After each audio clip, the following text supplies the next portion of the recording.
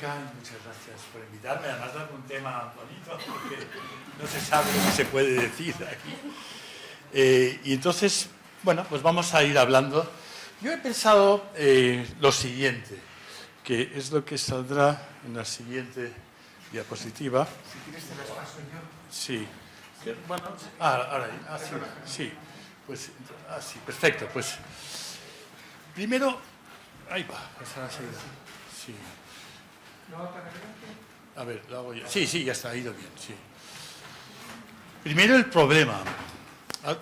Los titulares sería hablar primero del problema, que es un problema que ha salido en todos estos días, y es que la microbiota en las personas de la sociedad industrializada es un factor de riesgo de enfermedad. O sea que el titular sería este primero, y esto sí, parece que hay datos que dicen esto. Problema, solución. ¿Será posible recuperar el microbioma ancestral? Probablemente la respuesta es no. Luego, el proyecto Restore, que es un proyecto interesante en esa línea, que aporta datos interesantes. Y lo último que a mí me parece que lo que falta es que el profesional de la salud esté más implicado en este tema. Que la microbiota deje de ser una cosa compleja, que bueno, al final no hay ninguna conclusión, porque el problema está. ¿Y el problema por qué está? Bueno, ha salido mucho estos días, y una de las cosas, esto sería la mortalidad, o sea, el impacto de la enfermedad en el mundo, en países pobres, que es más o menos un 9% de la población mundial, o en los países ricos, que es alrededor del 17% de la población mundial. Y el impacto de la enfermedad se puede medir por mortalidad precoz, que entonces se pierden años de vida. Si la esperanza de vida es 75 años y alguien se muere a los 30 años, son 45 años de vida perdida. O vida con discapacidad. ¿Qué se considera vida con discapacidad? Bueno, y si tú miras, esta franja son las enfermedades infecciosas, o las neonatales, o las maternas, o la falta de nutrición. Y esta es la gran mortalidad en los países pobres, con 300 millones de años perdidos. Si tú miras los países ricos, la franja importante es la azul.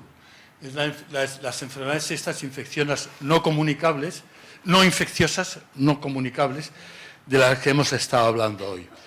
Y si os fijáis, casi todo es esto. Y solamente hay un pico muy pequeñito al final, es el 2021, porque en el mundo sufrimos un aumento de las enfermedades infecciosas por la pandemia, pero tiene muy poco impacto la pandemia en el fondo. Y por la pandemia en el fondo uno diría que parece que el impacto fue mayor en los países que tenemos hospitales, médicos especialistas, unidades de cuidados intensivos, que en estos otros países. Pero bueno, la tendencia es que en los países pobres esto también va subiendo. Las cifras son parecidas, pero como aquí hay la mitad de población, quiere decir que aquí mueren el doble. O sea, que el impacto, o sea, que la esperanza de vida es la mitad. O digamos, o sea, el impacto de la enfermedad afecta el doble a la población. Bueno, y entonces, en estos países más pobres, lo que hay es que cuando se ha mirado la microbiota, esto es un trabajo que es bastante conocido, en el que hay análisis de la microbiota fecal. Cada punto es la composición de la microbiota fecal. Como cada persona tiene microbiotas distintas, sí que se pueden unir por más similaridad. Es decir, que estos dos puntos quiere decir que estas dos personas tenían una microbiota bastante parecida y muy distinta que las de allá. O aquí lo mismo. Aquí la mayoría de las personas de los indios Yanomami de Venezuela tenían una microbiota muy similar. Pero lo curioso es que era muy similar a la de Burkina Faso, que está en África. Sudamérica y África tenían una microbiota muy similar. Perú, Tanzania, que esto es otra vez África, Malawi, Camerún, Venezuela. Resulta que en poblaciones no industrializadas, muy separadas, donde, no sé, los indios de Venezuela, sus antecesores salieron de África 50.000 años antes. su microbiota no cambió, están con una microbiota muy parecida después de cruzar el estrecho de Bering y colonizar toda América. ¿Y aquí quién está? Irlanda, Canadá, Estados Unidos, Australia, Italia, donde la microbiota es completamente distinta. Es decir, que la composición de la microbiota, como ha salido ya estos días, es muy distinta en las sociedades industrializadas, que tenemos otro patrón de enfermedades y también otra microbiota. Estos mismos puntos están aquí, pero están distribuidos por edad. Es decir, los puntos más bajos son de personas más jóvenes, de la infancia, y los colores son los mismos que los de aquí. O sea, en estos países no industrializados, la microbiota de la infancia es muy distinta que en los países industrializados. Pero a medida que las personas se hacen mayores, la microbiota se va haciendo igual. Y, por decirlo así, lo que se piensa es que los cambios en estilo de vida, el uso de antibióticos, va haciendo que, aunque por transmisión vertical los niños han nacido con una microbiota más ancestral, a lo largo de la vida estos han ido cambiando y probablemente a sus hijos ya no les pasarán esta microbiota. Es un poco lo que parece que está pasando. Bueno, antibióticos y, al revés, sí, antibióticos y cambio en el sistema, sobre todo en las dietas. Bueno, sí que hay muchos datos observacionales en que hacen ver que efectivamente los antibióticos, la exposición de antibióticos en la infancia incrementa el riesgo de enfermedad y sobre todo de las enfermedades no transmisibles. Este es un estudio de la Clínica Mayo en que siguen a 15.000 niños desde el nacimiento hasta que llegan a los 17-18 años y van viendo cómo aparecen casos de asma, de rinitis alérgica, de enfermedad celíaca, de obesidad, de autismo, y ven cómo en los que aparecen estas enfermedades han tenido más contacto con antibióticos. O sea, el hecho de haber utilizado más antibióticos ha aumentado el riesgo, no mucho, pero es significativo. Y además en este estudio ven que este aumento del riesgo, creo que va a ser mejor si esto, porque si se oye bien, ¿se oye bien?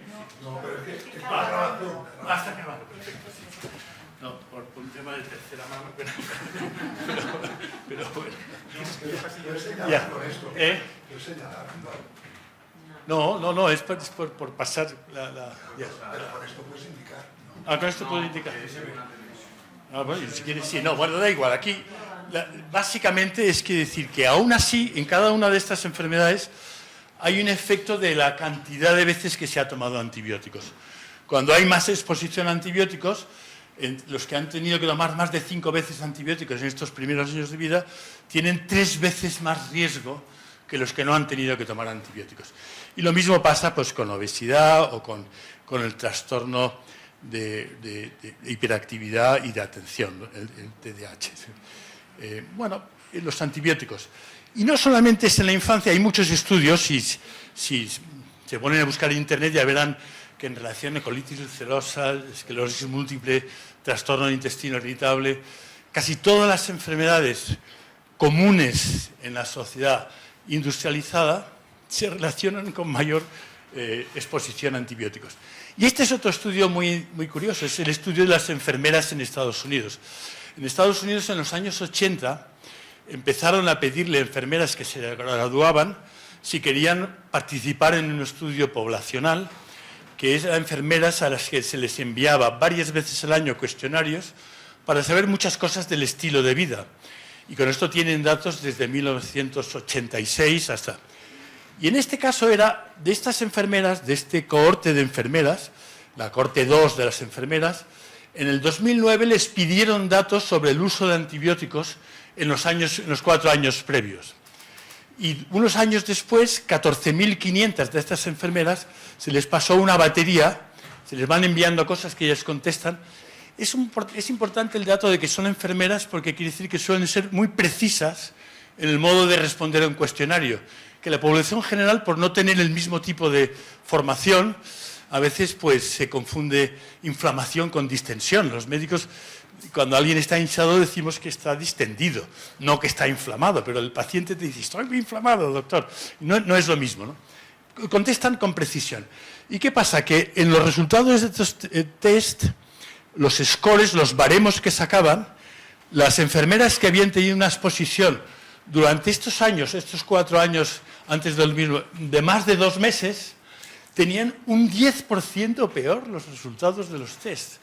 Y eran test de memoria, test de conocimiento y test de movilidad, de velocidad psicomotora. O sea que el eje intestino-cerebro otra vez, como veíamos esta mañana, el hecho de estar en contacto con antibióticos muchas veces se puede detectar en un test psicométrico unos años después. Muy poca diferencia, es muy poca diferencia, no es tremendo, pero es casi un 10%. Y es algo que es multifactorial. Pero bueno, uno de estos factores ha sido la exposición a antibióticos. Y podemos mirar lo contrario, la dieta. Este también es el estudio de los profesionales de salud en Estados Unidos, y en este caso son 105.000 profesionales, aquí un 60% son enfermeras y el 60% son de sexo femenino, 40% son de sexo masculino, enfermeras o médicos en los 2 casos, y como se les envía cuestionarios sobre frecuencia de alimentos, sabéis los cuestionarios de frecuencia de alimentos, cuántas veces a la semana comes esto, qué cantidad comes, etc., pueden aplicar los test de una serie de patrones dietéticos, que es pues la dieta mediterránea, el healthy eating. Son varios índices que prueban con todos, que básicamente son índices que midan la frecuencia con la que se toman vegetales, la variedad de los que se toman vegetales. Todos ellos miran la cantidad de vegetales. Algunos miran también si el consumo de carne es moderado, esto también puntúa. Otros también miran lácteos, etc. Pero generalmente, casi todos, es el score más alto, el baremo más alto, depende de la cantidad de vegetales que se consumen. Entonces, aplicando estos test en los cuestionarios de frecuencia de comida desde el 86 hasta el 2010, ven que las personas que están en el quintil más alto, es decir, que tienen más adherencia a estos patrones dietéticos sanos, contra los que están en el quintil más bajo, esto es el 20% de los que comen mejor contra el 20% de los que comen peor, con respecto a estos patrones dietéticos, pues es más fácil que tengan la capacidad cognitiva intacta, que las funciones físicas más intactas, menos enfermedades musculoesqueléticas, que estén libres de las 11 enfermedades más comunes, en las que se incluye depresión, enfermedad cardiovascular, diabetes tipo 2, o que tengan más probabilidades de haber llegado hasta los 70 años de edad. Y más o menos los scores son parecidos en todas las enfermedades. Es un paper muy interesante sobre healthy eating, que, bueno, puede que les interese revisarlo. Y otro dato también interesante es que aquí han hecho un estudio de recoger todas las publicaciones en que comparaban sanos con enfermos, estudiando la microbiota, que podía ser por enfermedad inflamatoria intestinal, por cáncer de colon, por depresión, por cualquier enfermedad. Y entonces cogían de esas 8.000 muestras de metagenomas, que es decir, de análisis en profundidad de la microbiota en 54 estudios, y miraban qué taxones eran más probables que estuvieran en los sanos y taxones más probables que estuvieran en los enfermos. Y lo que se ve que es más probable que estén en los sanos el Lactobacillus ruminis, que luego salen bastantes estudios, la Roseburia, Bifidobacterium. Estas son bacterias fermentadoras de carbohidratos, fermentadoras de vegetales. Y en cambio, estas son las especies que es más probable que se encuentren en las heces de los que tenían algún tipo de enfermedad, y llama la atención Lactobacillus salivarius y Streptococcus. Son bacterias orales. Una de las cosas que hay es que con la pérdida de diversidad en el microbioma intestinal, muchas veces por falta de diversidad de alimentos que se digieren en el colon, al haber menos densidad, hay más translocación de las bacterias orales. Y las bacterias orales se han relacionado con el cáncer de colon, se han relacionado con la colitis ulcerosa. Por ejemplo, en nuestro estudio de colitis ulcerosa, la bacteria que más sale es el Peptostreptococcus en pacientes con colitis ulcerosa. El Lactobacillus salivarius no es en sí una bacteria mala, pero no tendría que estar en las heces. O sea, están en un ecosistema pobre, es más fácil que haya translocación de bacterias orales, que lo que tienen es que son oxígeno resistentes. Y si son oxígeno resistentes, se adhieren más a la mucosa y pueden generar procesos de inflamación de bajo grado. O sea, este es otro dato interesante. Bueno, por último, de algún modo lo que se piensa, y lo que hemos visto a lo largo de la mañana de hoy muy claramente, es que el ambiente industrializado, por el uso de antibióticos, por la dieta de tipo occidental, con más calorías y menos vegetales, y con una exposición más limitada, menos transmisión de bacterias entre personas, hace que el microbioma sea más vulnerable, es baja diversidad, depleción de productores de butirato, de bacterias fermentadoras, y esto lleva consigo una inmunodesregulación, que ha salido hoy, menos regulación del sistema inmune, y probablemente esto, según el background genético, puede dar lugar puede ser la base de esclerosis múltiple, de enfermedad de Crohn o de algún tipo de trastornos. Es decir, que hay algo general que está pasando y hay unos genes que no eran problemáticos cuando teníamos una microbiota equilibrada, vienen a ser ahora problemáticos y hacen que haya más fácil una expresión con inflamación. O sea que esto sería lo primero. Sí, en la sociedad industrializada tenemos que ser conscientes que tenemos una microbiota que es un factor de riesgo de enfermedad. El segundo, ¿será posible restaurar el microbioma ancestral, recuperar lo que tienen los indios Yanomami y lo que tienen? Bueno, lo que se ve es que cuando se comparan las microbiotas Perdón, que esto lo estoy haciendo mal, pero bueno. Este es un estudio que a lo mejor no lo podrán ver bien, pero aquí son microbiotas de poblaciones no industrializadas. Aquí son paleofeces, son heces encontradas en México, en el norte de México, fosilizadas, pero del que han podido describir el DNA. Han visto que son humanas, hay DNA humano, por tanto son heces humanas. Hay DNA de frijoles, por tanto, saben que comían frijoles y maíz, hay DNA de frijoles y de maíz en estas heces. Y entonces estas son las bacterias que predominan en los no industrializados, que son muy distintas de las de Estados Unidos. Este es el estudio MetaHit, son pacientes de Dinamarca y de España. Y bueno, y lo que hay es que no tenemos las que ellos tienen, y en cambio tenemos muchas otras que ellas no tienen. Y qué curioso, pues la bifidobacteria, por ejemplo, no estaba, sí que estaba en esta población, pero no en esta población, o la Akkermansia tampoco estaba. Sí que aquí tenemos más Ruminococcus, también salen las bacterias degradadoras del moco son más presentes aquí. Y para mí lo que es más importante es que, reanalizando estos mismos datos, han ido a buscar unas enzimas concretas, son las bacterias intestinales que degradan celulosa.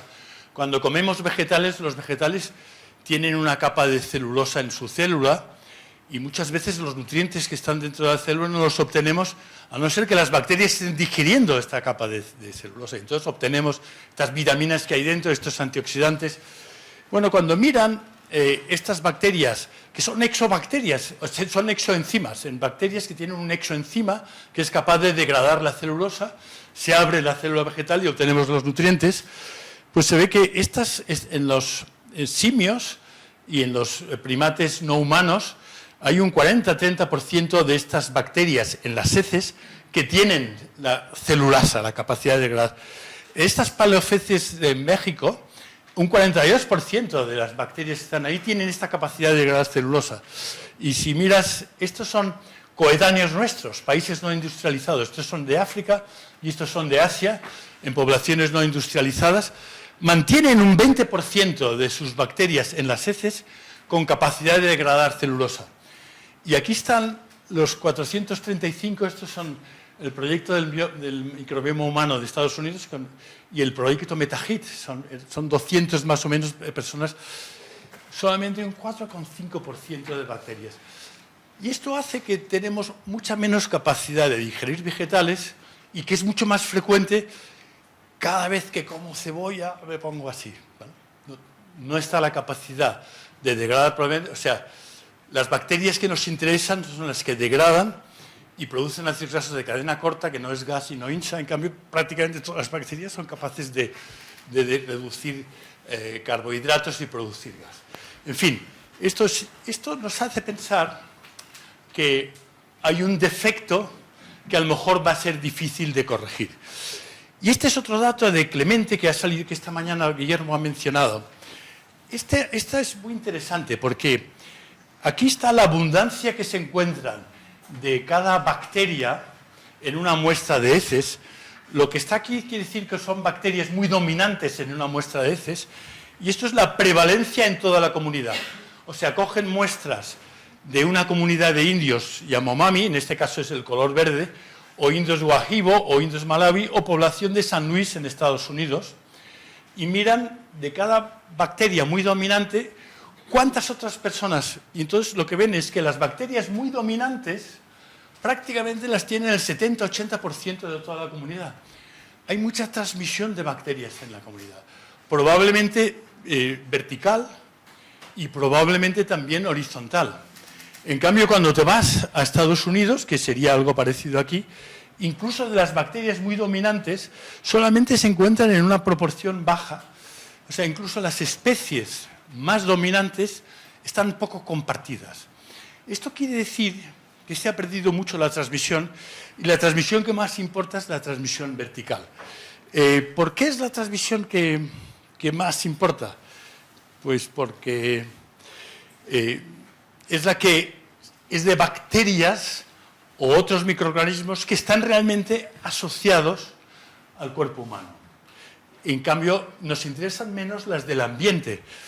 En nuestro medio, aunque haya nacimiento, que no sea por cesárea, que haya un nacimiento, está limitada esta transmisión de bacterias, y en cambio recogemos muchas más bacterias del hospital o del ambiente y menos de la familia. Esto es un poquito lo que han dicho muchos datos.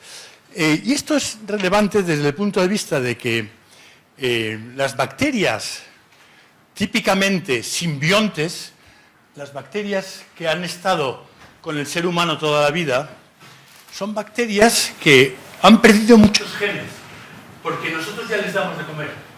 Nosotros les damos temperatura, les damos ambiente, les damos de comer, y entonces solamente mantienen los genes que necesitan. Y tienen pocos pseudogenes. ¿Qué son los pseudogenes? Los pseudogenes son genes que ya no se utilizan porque no los necesitas y que acaban desapareciendo en una bacteria. En cambio, y tienen un genoma pequeño, tienen un genoma de 500 a 1500 genes solamente. En cambio, las bacterias que están en el ambiente son bacterias que tienen un genoma muy amplio porque tienen que hacer todas las funciones, tienen que cubrir las funciones.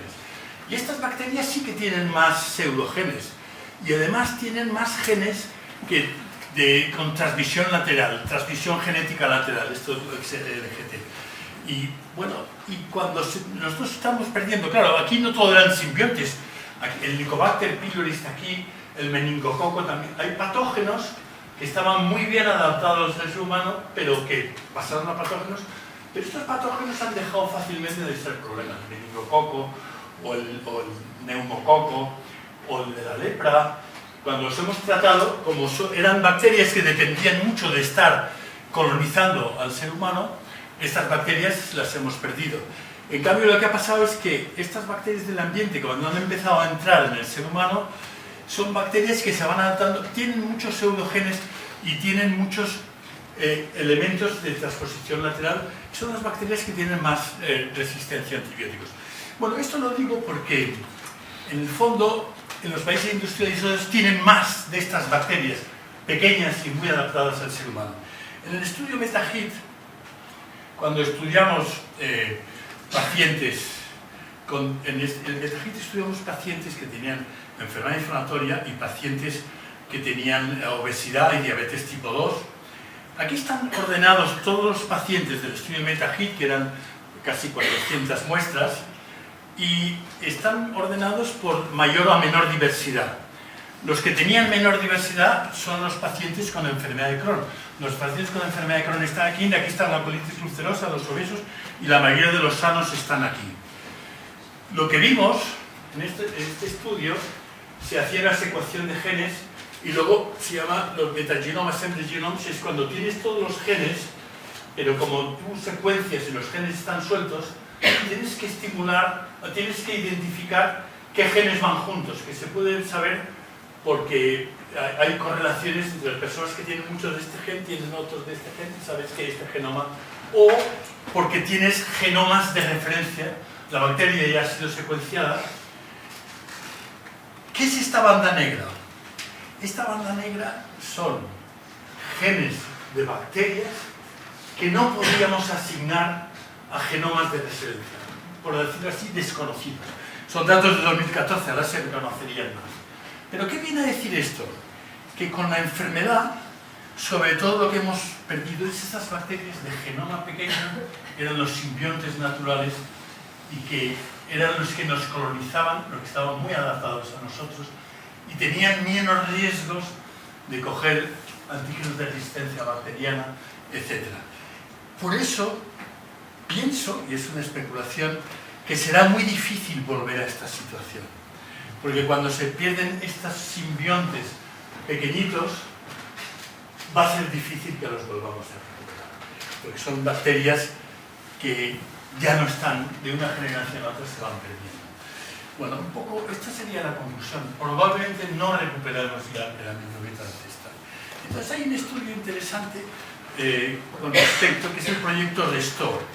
El proyecto RESTORE se basa en que en Canadá hicieron un estudio en Papúa Nueva Guinea y compararon la microbiota de Papúa Nueva Guinea con la microbiota de Norteamérica. Lo que tiene Papúa Nueva Guinea es que es una isla donde viven de un modo muy tradicional y cogieron muestras de dos tribus, de los asaros y los sausi, y lo que vieron, lo mismo que en los indios, en lo que presentó Clemente, que hay mucha transmisión de bacterias, mucha comunidad de bacterias dentro de la población, y cuando lo comparas con Estados Unidos, este ciclo quiere decir que hay menos transmisión de bacterias entre la población. Aquí en el fondo la transmisión vertical es muy importante y el bebé enseguida queda colonizado con las bacterias de mamá, la bacteria de los hermanos, y tiene ya todos los enzimas necesarios para digerir bien vegetales, para digerir bien. Y en cambio aquí, bueno, pues digerimos bien la hamburguesa porque la hace el pan, pero más abajo, pues a lo mejor no tenemos suficientes bacterias. Y entonces aquí hay menos diversidad y aquí hay más diversidad. Y entonces lo que es curioso es que vieron que algunas bacterias, esto es comparando, qué bacterias son más, qué géneros son más frecuentes en Papúa Nueva Guinea y cuáles son más frecuentes en Estados Unidos. El que tiene más diferencia es esta salchina, que yo nunca había oído hablar, Lactobacillus, Helicobacter, Enterococcus. No son bacterias buenas todas, muere mucha gente con enfermedades infecciosas. Pero las buenas nuestras las tenemos, o sea, que es el Fecalibacterium, aquí salen las bifidobacterias, las Bifidobacterium. Las que están más en la sociedad industrializadas, aquí no están. Es decir, que a la vez que hemos perdido eso, se ha ido adaptando la microbiota al modo de vida que la tenemos y tenemos unos genes que son un poco distintos. Y entonces lo que hicieron además es coger a unos canadienses y probar lo que llaman la dieta RESTORE. La dieta RESTORE, la idea era: vamos a dar una dieta basada en los alimentos habituales de Papúa Nueva Guinea, que están disponibles en Canadá, que eran frijoles, batata, arroz, pepino, que se podían... Y esta dieta la preparaban en la universidad y cada día lo daban, tenían 30, bueno, primero tenían 41, tenían 30 que participaron y acabaron en el estudio, y entonces se randomizaron los 30 que unos primero estaban con la dieta RESTORE y luego pasaban a su dieta usual, otros estaban primero con la dieta usual y luego con la dieta RESTORE, que era una dieta con un contenido en vegetales que además era bueno para que recuperaran el deuterio. En Papúa Nueva Guinea están colonizados, esto que ahora también aquí es un probiótico, ahí lo tienen en heces, el Lactobacillus deuteri y entonces les daban para ver si con esta dieta Restore volvía a colonizar el Lactobacillus deuteri que se ha perdido en Canadá. Bueno, la dieta usual la controlaban monitorizando diariamente lo que comían, y la dieta Restore llevando la comida a estos 30 voluntarios que participaban. Y lo que se ve es que aumenta mucho la fibra, esta es la cantidad de fibra en la dieta, pero mantuvieron siempre la ingesta de energía y de calorías similar a la dieta habitual de cada persona, la dieta usual. Bueno, y entonces, lo primero que pasó es que de los 41 que habían enrolado, 11 no quisieron seguir, porque no toleraban la dieta, o porque les hacía, pues no les gustaba, no sé, y solamente acabaron el estudio 30. Y los que acabaron el estudio mejoraron al ir al cuarto de baño, en la consistencia de las heces, en el número de veces, pero esto es no tener molestias. Dolor abdominal de 0 a 4, 4 quiere decir dolor muy intenso, estaban más allá del 1, la mayoría de las personas. O sea, no lo toleraban. Esto es tensión abdominal, distensión, ves hinchado, se veían más hinchados, con grandes diferencias, y pedos, muchos más. O sea, que efectivamente, en 3 semanas no se adaptaron a esta dieta. Y que es lo que ha pasado en otros estudios parecidos. Y esto es muy interesante, se ve, es visualmente muy claro. Estos son la composición de las muestras de heces de las mismas personas cuando están en la dieta Restore, la dieta de Nueva Guinea, o cuando están en su dieta usual, o el gris son los periodos basales. Y fíjense que hay una serie de especies que aquí están muy bajas y aquí están muy altas, y otra serie de especies que aquí están muy bajas y aquí están muy altas. O sea, las mismas personas, estando con una dieta o con otra, en 3 semanas cambia completamente su microbiota. Y lo que es curioso es que no se acercan para nada a la microbiota de Papúa Nueva Guinea. No suben los lactobacilos, no sube la salcinia. Lo que les sube y lo que va muy bien es la bifidobacterias y el fecalibacterium. O sea, los que lo toleran es porque aquellas bacterias buenas que hemos todavía conservado vuelven a proliferar. Y esto a mí me parece que es un dato importante. Y bajan mucho los rominococos. Los rominococos es una bacteria que degrada moco. Claro, ¿cuándo las bacterias degradan mucho moco? Cuando no les llegan vegetales. Cuando no llegan vegetales, las bacterias tienen que vivir del moco. Y entonces, y esto es también lo que baja. Cuando llegan vegetales ya no necesitan tanto. Y por eso hacen esto. Estos son las enzimas que tienen las bacterias de las heces capaces de degradar carbohidratos. Con la dieta usual no se modifica entre la base y a las 3 semanas. Con la dieta Restore aumenta mucho la capacidad de las heces de degradar carbohidratos. Y aquí miran cuál es el ratio o cuál es el cociente entre bacterias degradadoras de mucina o bacterias degradadoras de vegetales. Y claro, en la dieta usual hay predominio de bacterias degradadoras de mucina y menos de vegetales. Pero cuando se los pone a estas mismas personas con esa dieta, baja y aumenta la dieta degradadora de vegetales. Probablemente este es un parámetro que puede ser interesante en la microbiota. Esto fueron solamente 3 semanas. Pero probablemente cuando hay muchas bacterias degradadoras de mucina, quiere decir que no tenemos suficientes bacterias degradadoras de vegetales, que es lo que tocaría, ¿no? Y entonces, bueno, y hubo algo positivo. Sí que hubo algo positivo, porque aunque las dietas eran isocalóricas, perdieron peso cuando estaban con la dieta de Papúa Nueva Guinea. Y la otra cosa que pasó es que bajó la proteína C reactiva, que es un marcador de inflamación sistémica, y bajó la calprotectina, que es una medida de la presencia de leucocitos en heces, es un marcador de inflamación intestinal. Es decir, que 3 semanas de una dieta muy tradicional sí que tuvo un efecto antiinflamatorio directamente, y otro efecto sistémico, que probablemente por impacto en la permeabilidad intestinal, no sabemos. Pero, es decir, un efecto positivo lo hubo. Entonces, el último punto es, a mí me parece que el tema está en que el médico tiene que estar más implicado en el tema de la microbiota. O sea, tiene que dejar de ser un tema complejo en el que no tenemos criterios. Y para esto, ¿qué nos falta? Bueno, nos faltan algunas cosas que son importantes. Primero, tener marcadores. El médico en este momento no tiene marcadores que le ayuden a tomar decisiones. Pero aunque no tengamos marcadores, el médico no tiene que desocuparse de esto. Estos marcadores seguramente en algún momento saldrán. Usar racionalmente los antibióticos. Esto el médico sí que lo está haciendo. Está procurando utilizar menos. Y conocer mejor los instrumentos de intervención para restaurar el microbioma intestinal. Es un problema que tenemos en la sociedad industrializada. Tenemos que mejorar la microbiota porque es un factor de riesgo de enfermedad. Y tenemos que intentar hacerlo desde la infancia. Mejorar la tolerancia de la dieta rica en alimentos vegetales. Claro, si me hincho y me paso a la dieta FODMAP, voy a dejar un montón de vegetales. Supongo que conocen la dieta baja en FODMAP, han oído hablar. Y en ese momento va empeorando. Un mes de dieta FODMAP bajan las bifidobacterias, baja Faecalibacterium, bajan muchas de las bacterias, sube la bilófila, como ha presentado antes.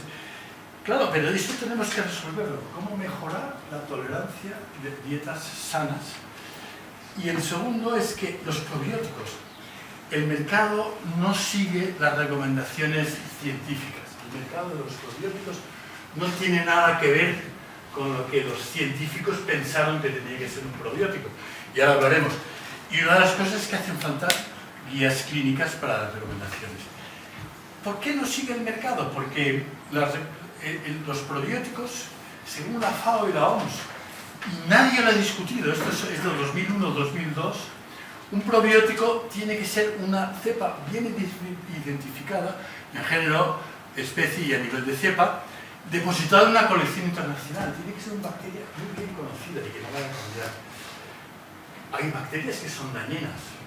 Y luego, aparte, tiene que demostrarse su beneficio en estudios controlados. Esto el mercado no lo sigue, ni siquiera la primera parte. Puedes entrar en el mercado con una especie, no cepa, que esté en la lista de especies seguras y puedes venderlo mañana.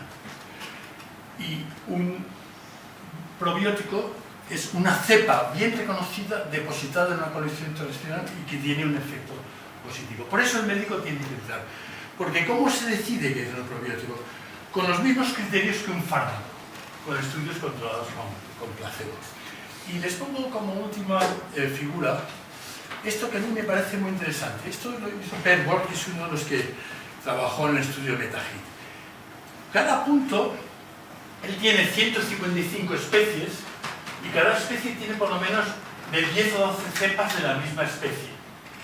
Cada punto es la comparación de una cepa con otras cepas de la misma especie.